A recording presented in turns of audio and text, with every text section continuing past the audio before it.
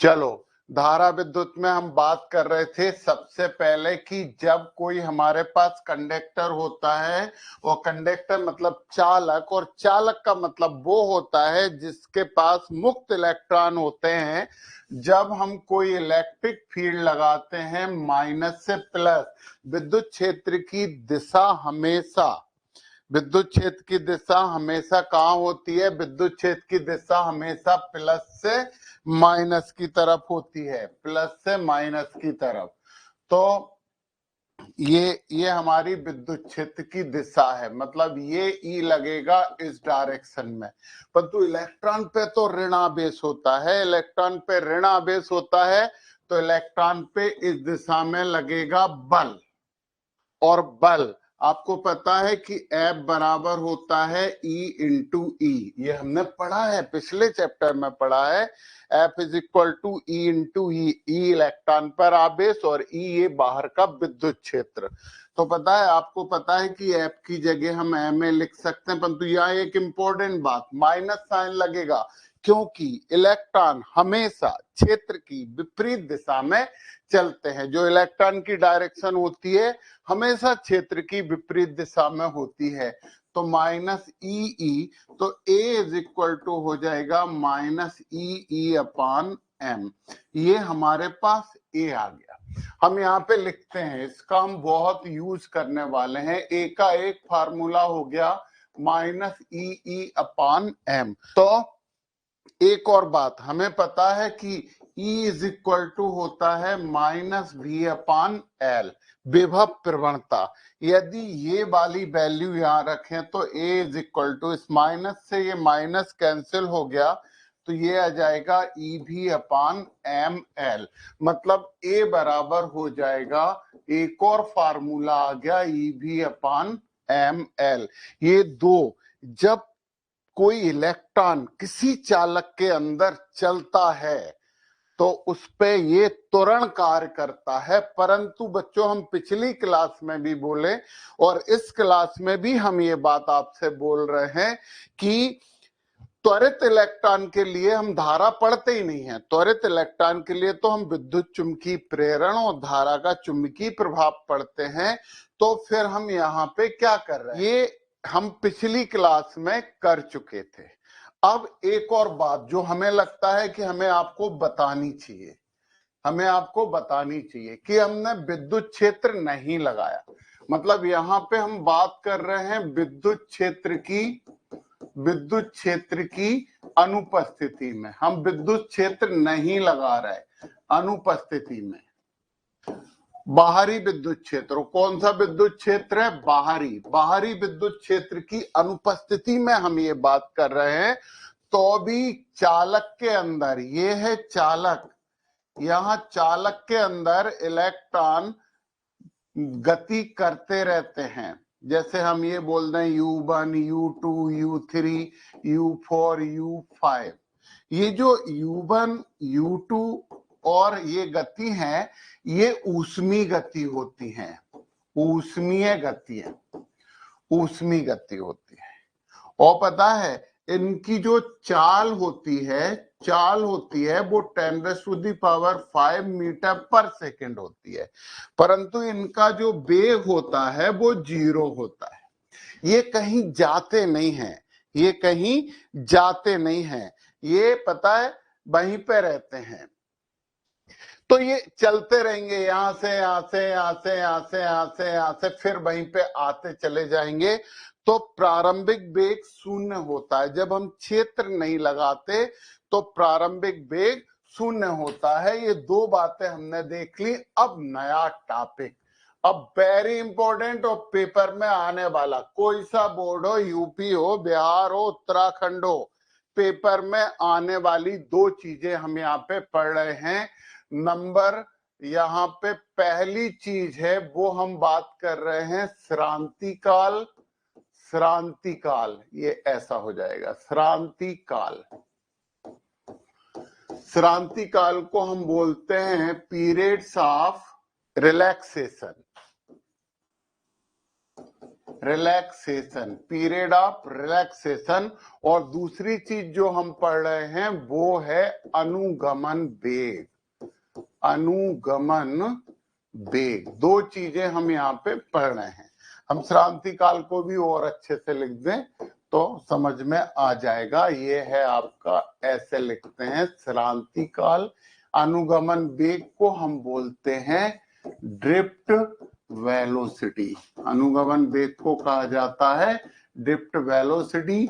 इसे वी से लिखते हैं और श्रांति काल को टाउ से लिखते हैं। बहुत इंपॉर्टेंट टॉपिक है, मजे से समझिए बच्चों। अब हम क्या कर रहे हैं, आप लोग इमेज करिए, किसी चालक को हम माइक्रोस्कोप से देख रहे हैं, बहुत बड़ा चालक। तो किसी भी चालक को यदि हम माइक्रोस्कोप से देख रहे हैं तो चालक के अंदर क्या होते हैं, धनायन रहते हैं,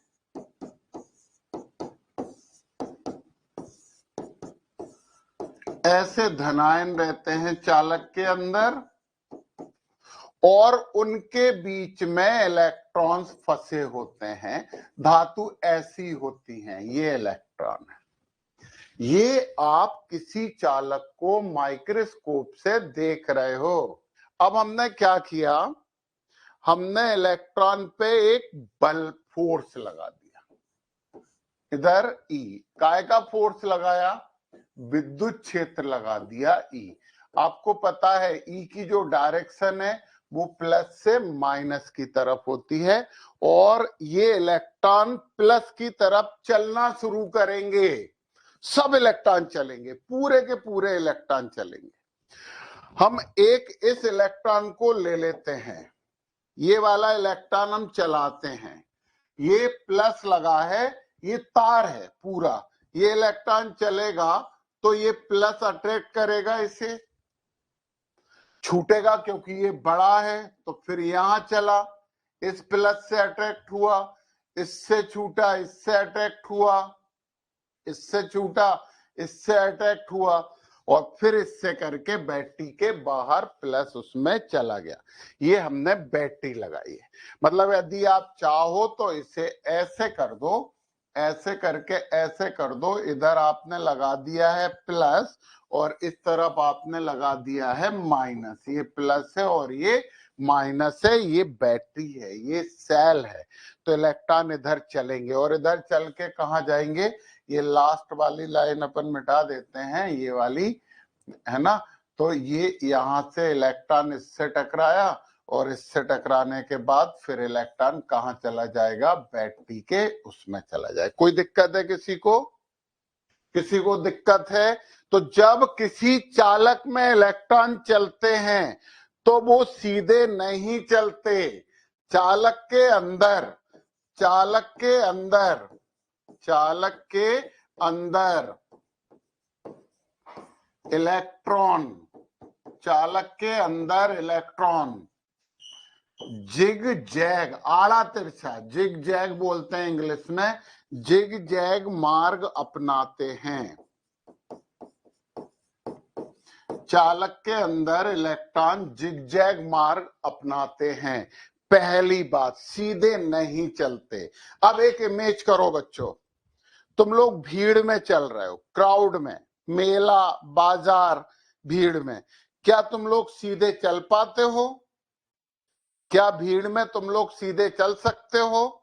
नहीं चल सकते, क्योंकि भीड़ में यदि तुम सीधे चलने की कोशिश करोगे तो दूसरे लोगों से टकराओगे, टक्करें होंगी। भीड़ में चलोगे तो टक्करें होंगी आपकी, और टक्करें होंगी तो आप सीधे नहीं चल पाओगे। आप भीड़ में आड़े तिरछे मार्ग पे ही चलोगे, जिग जैग पाथ ही फॉलो करोगे। तो जब आप भीड़ में चलते हो, ओके, चला के अंदर इलेक्ट्रॉन अनुप्रस्थ का टिकट लंबत चलते हैं। हाँ बेटा, हम अभी बताते हैं, है ना, हम बिल्कुल बताते हैं। अभी हम धारा की बात करेंगे, अभी तो इलेक्ट्रॉन चलने की बात कर रहे हैं।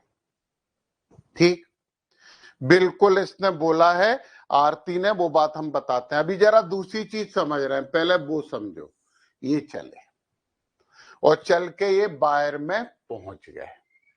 तो जो जिगजैग मार्ग अपनाते हैं, आप देखो जरा, ये जो इलेक्ट्रॉन है ना, ये जो इलेक्ट्रॉन है वो यहां से यहां तक चला, फिर टकरा गया, फिर यहां से यहां तक चला, टकरा गया।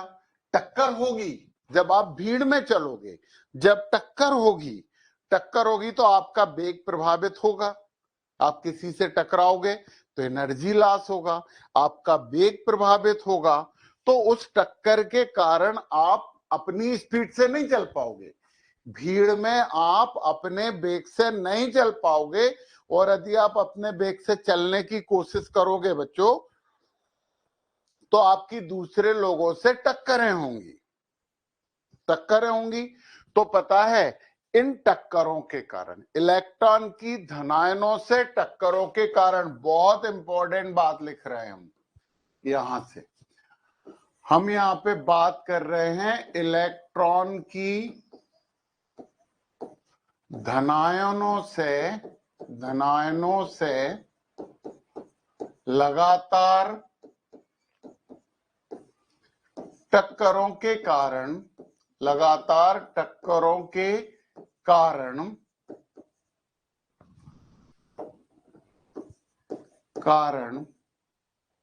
इलेक्ट्रॉन क्षेत्र की विपरीत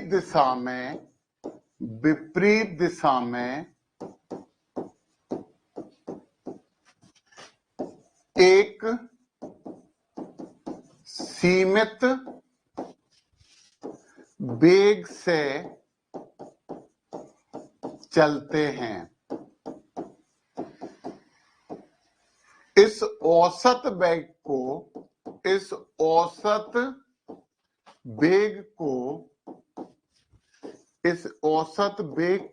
अनुगमन वेग कहते हैं। इस औसत वेग को अनुगमन वेग कहते हैं। अनुगमन वेग को हम कहां से डिनोट करते हैं? Vd से। तो इलेक्ट्रॉन कभी भी फुल स्पीड से नहीं चल पाते, इलेक्ट्रॉन हमेशा एक औसत वेग से चलते हैं। टक्करें होंगी, जब आप भीड़ में चलोगे, किसी से भी टकराओगे, रुक जाओगे, फिर चलोगे, फिर टकरा गए, फिर रुके, तो आप एक औसत वेग से चल पाओगे जहां जाना है वहां। इन्हें कहा जाना है इलेक्ट्रॉन को ऋण से धन की तरफ जाना है। तो पता है, इस औसत वेग को अनुगमन वेग कहते हैं। तो बच्चों, एक बहुत इंपॉर्टेंट बात है जो आपको समझना चाहिए, जो आपको समझना बहुत जरूरी है कि इलेक्ट्रॉन किसी भी चालक के अंदर कभी भी फुल स्पीड से नहीं चल पाते हैं, एक औसत वेग से चलते हैं और उसे अनुगमन वेग कहते हैं। इसका मान लगभग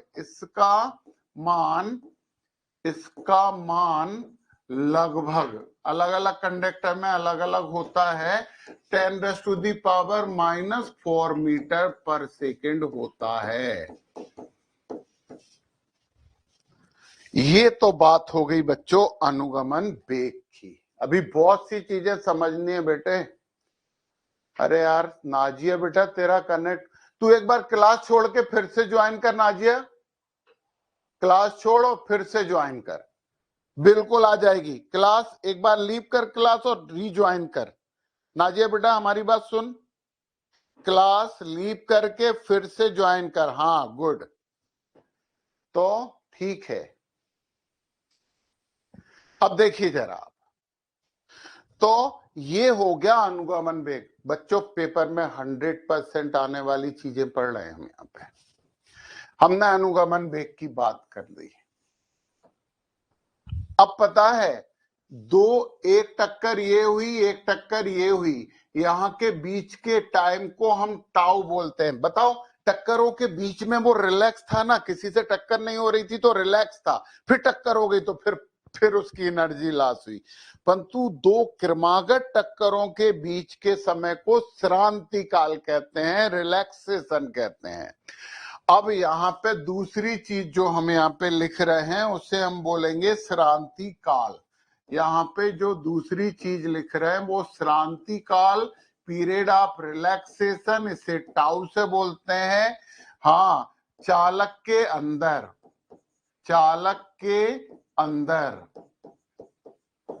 चालक के अंदर इलेक्ट्रॉन की, चालक के अंदर इलेक्ट्रॉन की धनायन से, धनायन से दो क्रमागत, क्रमागत टक्करों के, टक्करों के बीच के समय को, बीच के समय को श्रांति काल कहते हैं, श्रांति काल कहा जाता है, कहते हैं। इसे टाउ से प्रदर्शित करते हैं, टाउ से प्रदर्शित करते हैं, इसे टाउ से प्रदर्शित करते हैं। ये है आपका श्रांति काल। समझ में आ गया है ये श्रांति काल। तो पता है ये वाला हम टाउ 1 बोल देते हैं, यहाँ का श्रांति काल टाउ 2 हो जाएगा, यहाँ का टाउ 3 हो जाएगा।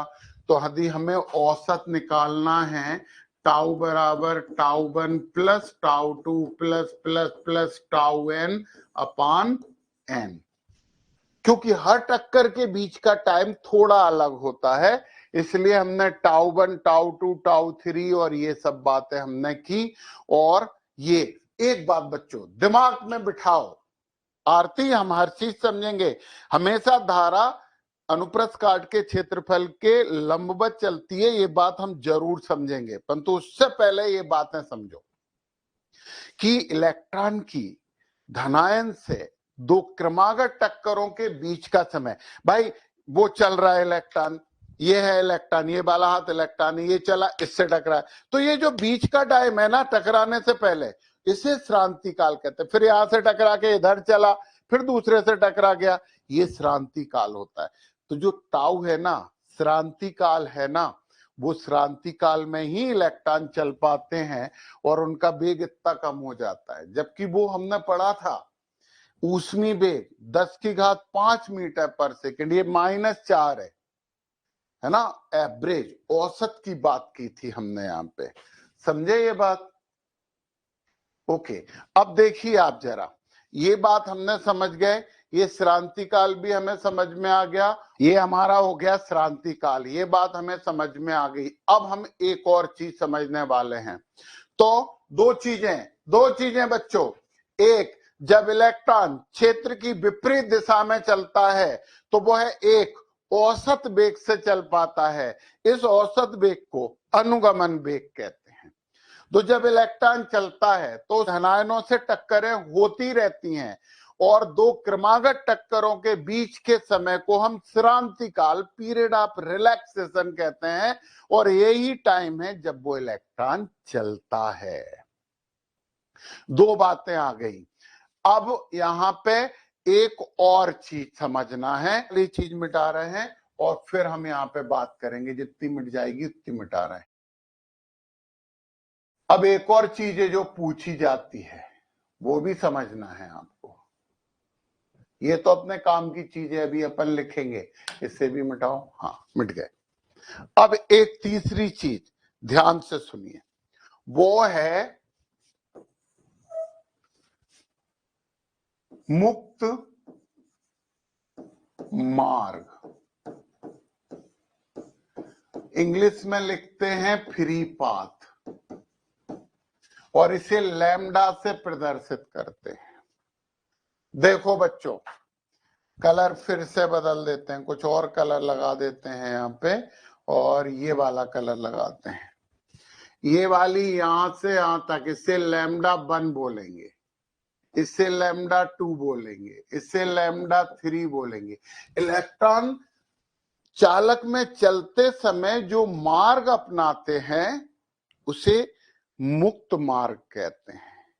तो इलेक्ट्रॉन चला कैसे? ऐसे ठक ठक ठक ठक ठक ऐसे चला, मतलब किसी भी चालक के अंदर इलेक्ट्रॉन चलता है ऐसे ऐसे ऐसे ऐसे ऐसे ऐसे ऐसे चलता है। ये लैम्डा 1 हो गया, ये लैम्डा 2 हो गया, लैम्डा 3 हो गया, लैम्डा 4 हो गया। तो मुक्त मार्ग की जगह हम यहाँ पे बात करते हैं औसत मुक्त मार्ग। हम क्या बात करते हैं? औसत मुक्त मार्ग।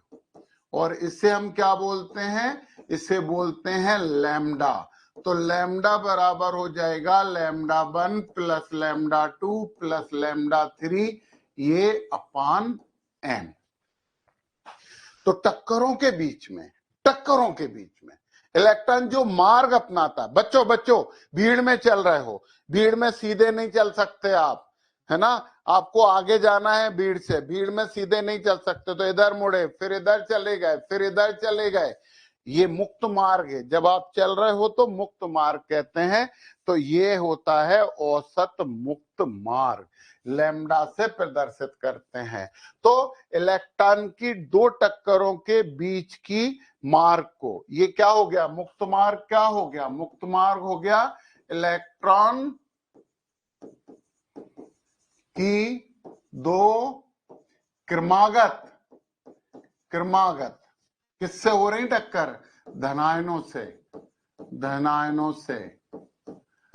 टक्करों के बीच का मार्ग,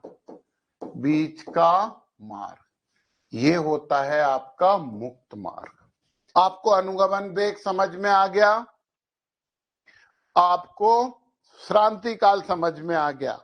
तो दो क्रमागत टक्करों के बीच में लगे हुए समय को हम क्या बोलते हैं? श्रांति काल। तो आप तीन चीज समझ गए, श्रांति काल, अनुगमन वेग और मुक्त मार्ग। चलो हम आगे की बात करते हैं। अब एक बहुत इंपॉर्टेंट बात कर रहे हैं, पेपर में आना ही आना है सबको। तो हम यहां अनुगमन वेग का सूत्र निकाल रहे हैं। अनुगमन वेग का सूत्र। तो बच्चों IMP आपके पेपर में आने लायक बात है, जो कि आपको करना है। ओके, कोमल भी हमारी क्लास में पहली बार आई बेटा। चलिए, अनुगमन वेग। अब आपको एक बात तो पता है कि इलेक्ट्रॉन की जो प्रारंभिक वेग होता है वो तो क्षेत्र की अनुपस्थिति में ही रहता है। न्यूटन का फार्मूला भी मालूम है, V is equal to U plus AT, ये फार्मूला है। और अनुगमन वेग क्या होता है? अनुगमन वेग होता है औसत वेग। तो अनुगमन वेग को हम VD लिखेंगे। VD बराबर क्या लिखेंगे? V1 plus V2 plus Vn अपान n। यदि हमें औसत वेग निकालना होता है ना बच्चों, तो हम सबको जोड़ के जितने हैं उतने से ही भाग देते हैं। n इलेक्ट्रॉन है तो n से ही भाग दे दिया हमने, तो ये औसत वेग निकला है। अब समझना, बिल्कुल सिंपल, जिंदगी में एक बार पढ़ने वाली चीज। अब आप V1 बराबर क्या लिखोगे बताओ? V1 बराबर आप लिखोगे U1 प्लस A टाउ 1, क्योंकि चल t में नहीं रहा है, चल टाउ में रहा है ना? रिलैक्सेशन यानी श्रांति काल टाउ है। ऐसे यदि हमें V2 लिखना होगा तो क्या होगा? U2 plus A tau 2। ऐसे यदि हमें V3 लिखना होगा तो U3 प्लस A टाउ 3 होगा। ये हमें लिखना पड़ेगा, तो लिखें। तो VD बराबर क्या हो गया? VD बराबर, अपन एक काम करते हैं, 1/n को कॉमन ले लेते हैं। V1 की जगह क्या लिखेंगे? U1 plus A tau 1। V2 की जगह क्या लिखा? U2 plus A tau 2। और फिर Vn की जगह क्या लिखा? UN plus A tau n। इसी को रीअरेंज कर लेते हैं। VD is equal to 1/n, U1 U2 UN एक साथ लिख दो, U1 plus U2 plus UN एक साथ लिख दिया, प्लस यहाँ पे a tau 1 plus a tau 2 plus plus plus a tau n एक साथ लिख दी। कोई दिक्कत? बिल्कुल नहीं, हमें पता है कि कोई दिक्कत नहीं होगी यहां तक। चलिए आगे की बात करते हैं। अपन एक काम और कर लेते हैं। VD बराबर ये n का अंदर इंटू करके इसके अपान भी लिख सकते हैं, U1 plus U2 plus plus plus UN अपान n प्लस, इसमें देखो सब में a है, a कॉमन ले लिया अपन ने, a कॉमन ले लिया तो यहाँ पे क्या बचा, tau 1 plus tau 2 2 tau n अपान n, ऐसे लिख सकते हैं। यहाँ पे भी कोई प्रॉब्लम नहीं है, मैथ्स की बात है सिंपल सी। n बाहर ले लेंगे तो यहां आ जाएगा। और हमारे बच्चों को मालूम है कि U1 plus U2 plus plus plus UN बराबर 0 होगा, क्योंकि बेग तो 0 होता है, प्रारंभिक बेग, ऊष्मीय बेग, कहीं जाते ही नहीं है इलेक्ट्रॉन, वो 0 बेग में रहते हैं, वो कहीं नहीं जाते। तो ये तो आपका हो गया 0, तो 0 लिख दो। और आपको पता है टाउ 1 प्लस टाउ 2 प्लस, एक बार और लिख देते हैं, प्लस प्लस टाउ n अपान n बराबर क्या होता है, टाउ अभी पढ़ा है, ये दोनों चीजें उसमें लिख दी जाए तो VD इज इक्वल टू कितना आ गया, ये वाली चीज हो गई 0 और प्लस हो गई a tau, 0 plus a tau. अब a का आपको एक मान मालूम है, माइनस ई अपान m, ए का मान यहां पे रख दो तो VD इज इक्वल टू हो जाएगा माइनस ई टाउ अपान m। एक फार्मूला आ गया। और हमें ये भी मालूम है ए बराबर हमें मालूम है EB अपान ML, तो ये मान इसमें रख दो तो VD बराबर हमारे पास एक और फार्मूला हो गया EV टाउ अपान ML। ये भी बहुत इंपॉर्टेंट फार्मूला, ज्यादा इंपॉर्टेंट ये है अनुगमन वेग का फार्मूला, अनुगमन वेग का सूत्र। अनुगमन वेग का सूत्र, माइनस चिन्ह क्या बताता है, इलेक्ट्रॉन की धारा के क्षेत्र की विपरीत दिशा में गति बताता है। परंतु विभव की बात करते हैं तो विभव में तो प्लस आ जाता है, तो विभव में तो उच्च और निम्न विभव की बात होती है। एक और चीज पढ़ने वाले हैं हम, फिर हम धारा की बात करेंगे, क्योंकि धारा अदिश राशि होती है, क्यों होती है ये भी पढ़ेंगे, इलेक्ट्रॉन कैसे चलते हैं ये भी पढ़ेंगे, दोनों चीजें हमें पढ़नी है। और अभी तो हम जरा एक और इम्पोर्टेंट चीज पढ़ रहे हैं, दीपक भी समझ गया भैया, ओके। अब एक और इम्पोर्टेंट चीज पढ़ रहे हैं, जितनी इम्पोर्टेंट ये है ना, इससे एक न्यूमेरिकल आ जाता है, ये फार्मूला यूज होता है। V का मतलब विभव है, V का मतलब क्या है यहाँ पे, विभव। आगे की बात करते हैं। और फिर आप बोलोगे सर आप कह रहे थे पिछला भी इंपॉर्टेंट है, परंतु ये जो टॉपिक हम पढ़ रहे हैं, ये टॉपिक जो है वो तो आएगा ही आएगा, उसे तो कोई रोक ही नहीं सकता। तो हम प्रश्न लिख देते हैं, यहाँ पे एक प्रश्न लिखते हैं, धारा तथा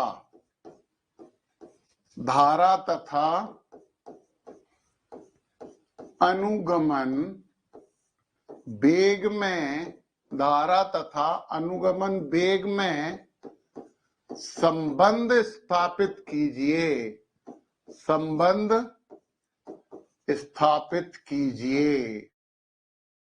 यह है हमारा प्रश्न।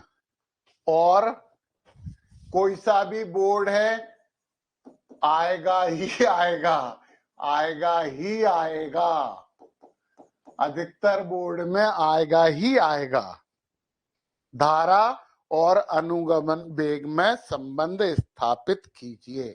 बहुत सिंपल सा डेरिवेशन है, और साथ साथ समझना है बच्चों उत्तर। माना एक चालक है, माना एक चालक L लंबाई का है, एक चालक L लंबाई का है तथा उसका अनुप्रस्थ काट का क्षेत्रफल, अनुप्रस्थ काट का क्षेत्रफल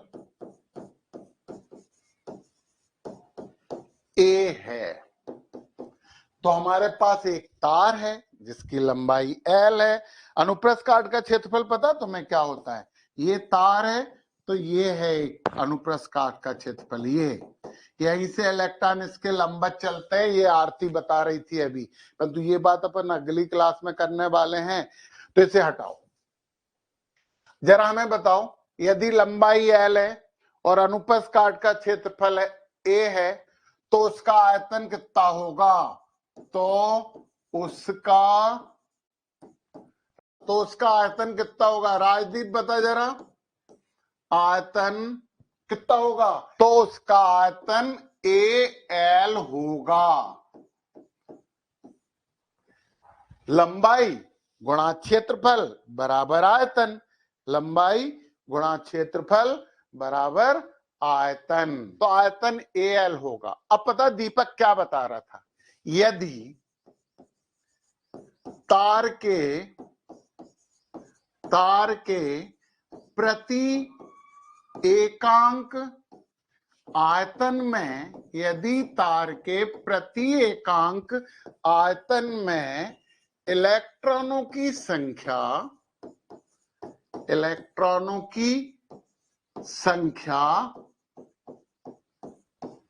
n हो तो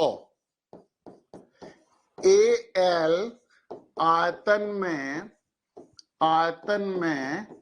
कुल इलेक्ट्रॉन,